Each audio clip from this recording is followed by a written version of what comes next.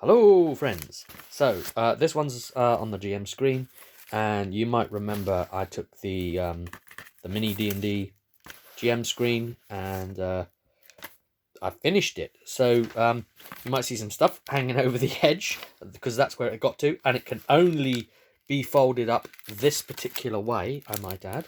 And I used Mr. Prittstick to help me, of course. So we've got a I've nearly covered nearly every single bit of this GM screen, and I've had to cut a few little titles out and repop them in, like booze here. You see, I had to cut booze out and re-stick it in. Some of these still on the page ends there where it turns. It still gets a little bit funny, but you know, it'll do. And so I just had to figure out for a GM screen for Genlab Alpha what I wanted, so I went for everything. Oh my god.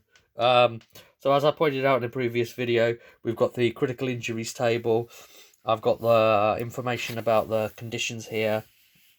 I've got close combat weapons, ranged weapons, and some more ranged weapons there, and then explosions and firearms, energy weapons, and then the booze thing because someone's going to be moonshining, grappling rules. These are the kind of things that a GM's going to want to get at.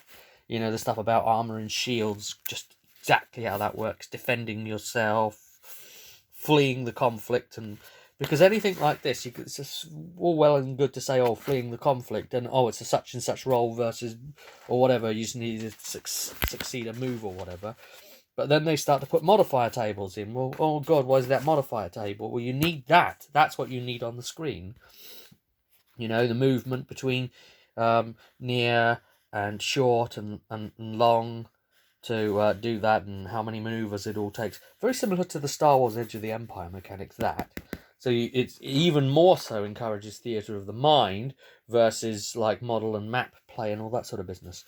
Rot attack, so you know, if you get a bit of the radiation, and you know, the rot stuff is actually quite complicated, and I've had to stack it up here like this. It started out so beautiful over here, and then it just got crazy. I just had to try and fit things where I could, and then I got over to the right and realised, oh boy, we'll get to that in a sec. Oh boy, I don't have enough room to do all this. So yeah, rot attack. So I've got like there's like 4 elements to this. So effects of the rot, decontamination. You try to do all of that, you know, and then finally the permanent rot points and how that works versus it's like a this, then this, then this, then that.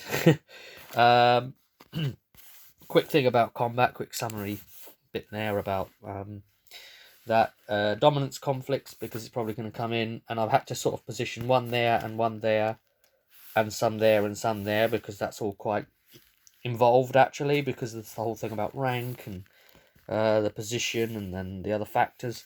You see, these have had to go off the edge. This is crazy. So I've took a pen and I've drawn around to try and, like, at a glance I know that that's all the same stuff. So I've sectioned it off. You see a little bit of drawing coming through from the original deal. And then the quick thing on darkness, I've just had to draw darkness in, and underwater, just had to draw that in really quick. And then there's whole sneak attack modifiers. There's so many modifiers and tables for what is ostensibly a really simple system. You suddenly get these crazy modifier tables, loads of them, and I think I've captured everything I need here. The whole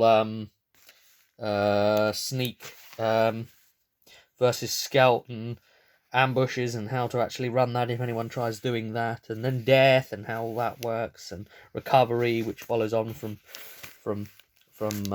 death. You can see that the hanging off the edge lunacy of this, and this is the printouts off the PDF. And yeah, this can't fold in the normal way. You can't go like that and then like that, because that's gonna, I don't know, fold all these to heck.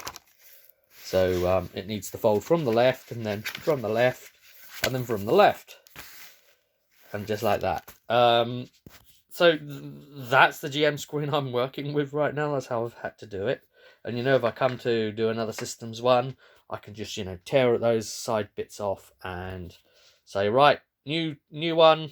I don't know, for Mechatron or whatever, if the lot's going to be different, and then start again, stick all this on again. Zamagad. Yep, that's the GM screen. Done.